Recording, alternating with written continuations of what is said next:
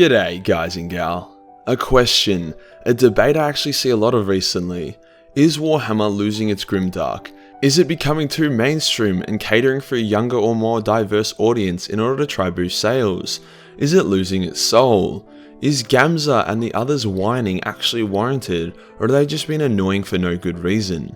I have a pretty strong opinion on this that I believe can put this debate to bed for good. The short answer is yes. Warhammer has evolved beyond its very niche Grimdark setting into something more available and enjoyable by a larger audience. Warhammer Fantasy was a gritty, dark, fantastical world where the horrors of war, famine and death were elevated by the literal forces of hell. There were vivid descriptions of innocents being tortured and massacred, cannibalism and even references to sexual violence. This setting was replaced by Age of Sigmar, a shinier high fantasy setting where the gods fight on the battlefields, and the attention has moved away from the plight of mortal people trapped in a horrific setting. Warhammer 40k released a book called Warhammer Adventures, which featured young protagonists with a more cartoony art style, obviously tailored towards a younger audience. Despite these changes, Games Workshop sales are way higher, their profits are way higher. As much as you want to pretend that Warhammer is yours and the community's, it is not. It's something created by a for-profit company to make money, so fundamentally, no matter how much you complain about their direction of style, it doesn't really matter as they are achieving the goal they set for their property. So is it the community that is going soft? After all, if their profits are higher, then people must be buying this softer type of content. I would say not at all. The setting of Age of Sigmar is basically one of inevitable destruction. The Stormcast Eternals are slowly succumbing to dementia with every death they suffer, a lot like Dark Souls 3 actually, whilst the realms burn and countless die. Warhammer Adventures ends in the Necrons massacring an entire world, slaughtering the Imperial Guard and the Ultramarines sent to save them. The young protagonists spend the rest of the book fleeing in terror from a Necron who ends up actually killing one of the main characters. Oh yeah, and the kids are also unable to take down a single Necron and they're likely scarred for life. This is Grimdark. Good Grimdark to me isn't being like, oh yeah, look, this is a Chaos Lord who is evil, and to show how grimdark and evil he is, his boots have teleporters on them that teleport babies beneath them with every step, so every time this guy takes a step, a baby gets crushed under his boot. That's not grimdark, that's just retarded. Examples of good grimdark themes include fighting against the inevitable, feelings of hopelessness, or even bittersweet victories. It's actually cringy to see people who think the pinnacle of Warhammer is the Iron Warriors loading up women with demon steroids and then raping them until they're torn to shreds from the inside by new evil Space Marine babies. I can actually picture these nasally neckbeard fucks sitting around a table jerking off being like, oh yeah, the Demoncular bar, oh yeah, so grimdark, this is true Warhammer. No Frederick, that is just one of the many themes Warhammer has.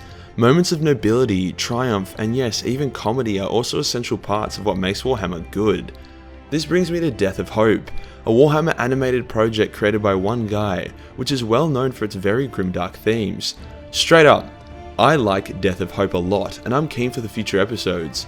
My criticism towards it are not its grimdark theme or aesthetic. No, those parts of the video were obviously given lots of love and attention by the creator. My criticism was the pacing and the overly confusing plot, which I honestly think were an issue because the creator of Death of Hope put most of his effort and attention into the grimdark aspect and not enough into the writing. Death of Hope did cop some criticism, but not really for its grimdarkness. It was more because when it dropped, the creator was already defensive about his work from the get-go. The opening text about how the work was dedicated to the older fans of the true grimdark universe rubbed some of the newer fans away. He did clarify in a 46-minute video that his intention was never to shun anyone in the fandom, but the fact that this video exists does show him being pretty defensive about it. The reason why I bring up Death of Hope as a talking point is because a lot of people use the response to the video as ammo to try and claim that Warhammer is going soft. Yes, there were people complaining about it being too grimdark, but that was a small minority. The video is like 99% upvotes and the main Reddit thread where it's discussed is overwhelmingly positive, with the only negative feedback being about the plotline, pacing, and the random tribute he made to the older fans of the true grimdark setting. Like, bro, the oldest book that Death of Hope could be based off is at most 2006, all the way to 2012. It's not yesterday, but it's not like it's ancient times or some long lost glory days. If he didn't put that tribute at the start, I guarantee the negative feedback would be cut by 50%. I personally didn't care about the tribute, but I'm just playing devil's advocate here. It all feeds into this mindset a lot of fans have that because they feel the setting is softening, we must be loud and overdo the grimdark to compensate, which just isn't the right way to go about it. We also have to look at what the definition of softening is.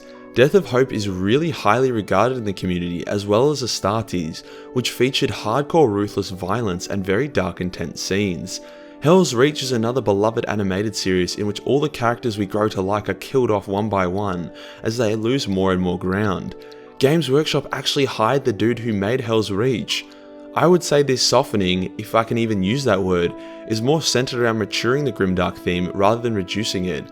In Games Workshop's trailer for the 9th edition of Warhammer 40k, we witness close up a guardsman get flayed alive on a molecular level. So from this we can say that the community isn't moving away from a Grimdark theme, and neither is Games Workshop. The only real difference I've noticed between this setting and previous settings is how detailed they go.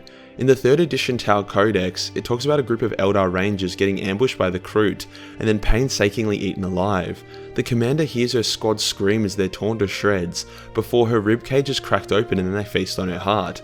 That is grimdark and pretty disturbing, and yes, we don't get many short stories like it these days, but Games Workshop haven't changed anything here. The Kroot still love eating their enemies alive. We don't need a first-person perspective of it happening to know that. Servitors, lobotomized slaves are still very much a thing. Honestly, name something Games Workshop has retconned out of existence or pretends it never existed purely because it was too grimdark. Dark Eldar still replenish their souls by horrifically torturing their slaves to death. It is the introduction of other themes that people are worried about. The more themes you add to the pot, the more diluted the Grimdarkness will become, which I think for most part is a good thing. The use of Grimdark should be the same as swearing or edgy jokes. If you do it all the time, it gets cumbersome and it loses its impact, but sprinkle it here and there and suddenly you have a really impactful scene. I mentioned him earlier, but at the moment the main person bitching about the Warhammer style these days is Gamza. Gamza was a big Warhammer YouTube channel when I was growing, and his lore videos were cool. These days he's a whiny little bitch and a bit of a cancer to the community. His past 6 videos have been retarded, with him just complaining that the Sisters of Battle aren't hot enough, like that's supposed to be the defining trait for them, and then going on a massive spiel about how Games Workshop is bending to the will of soy boys. Kind of ironic for Gamza to be throwing the word soy boy around, I reckon. In this video, he basically just starts off by saying that it took him a while to calm down enough to make this video. I already did one version of this video and I think it was probably way too toxic. So in this video, I'm gonna calm things down just a little bit. I think I was getting way too insulting on the last one. Like, imagine being that triggered by a small group of people having valid constructive criticism against Death of Hope. Just because someone put a lot of effort into something doesn't make it free from negative feedback. He then goes on to talk about how not exposing kids to some of the horrific grimdarkness in 40k, not using horrific in a negative way there, will create weak children. What the fuck, mate? Even Mark knew to put an R rating on his video and voluntarily age restricted it because he knew it wasn't for kids. Yet you're trying to say that kids should be exposed to these themes to try and toughen them up. Mate, if you want to toughen your kid up, enroll them in martial arts or some shit. Don't mentally scar them with content designed for adults. Gamza goes on to say that Games Workshop doesn't care about making good animations, and that it's the fans who are responsible for Games Workshop's success, which is once again bullshit. They hired the creator of Hell's Reach for an upcoming official Games Workshop animation. This next part is crazy, like, it's amazing how much the irony hurts here. Games Workshop is now looking to aim at a larger audience. Now, what is the audience that they have expanded into? Hands down, I gotta be honest with you, it's the soy boys. It's all these pencil neck nerds that wanna bring their ideas of what Warhammer should be and force it onto Games Workshop. Bro, are you listening to yourself here? You're the one constantly trying to push that Games Workshop should be more grimdark, and you are literally the definition of a pencil neck nerd. At this point, the hypocrisy and cringiness made the rest of the video pretty unwatchable. His next point was that Space Marines didn't look grimdark enough anymore, which is when I turned out of that video. I skipped through the rest and it was just making me cringe too hard. He did a follow-up video on it where he once again lost his shit because a small left-wing progressive subreddit dedicated to memes and, oh cool, there's a black ultramarine now, did a post where they weren't a fan of his video. Maybe it was the malicious way he kept saying dyke in this story. When you take the femininity of a woman away from her and you say that she needs to be this muscle-bound, which is not really possible, A muscle-bound, lesbian, dyke, butch, nasty ogre creature. Or maybe it was his constant bitching about imaginary SJWs. It was basically his first video again regurgitated, except he ended up ranting about communism for no particular reason, as if it was related to the argument that he was a piece of shit. Grow the fuck up, Gamza, you're too old for this shit. Just let your channel die, dude. We have all moved on. It's time for you to as well.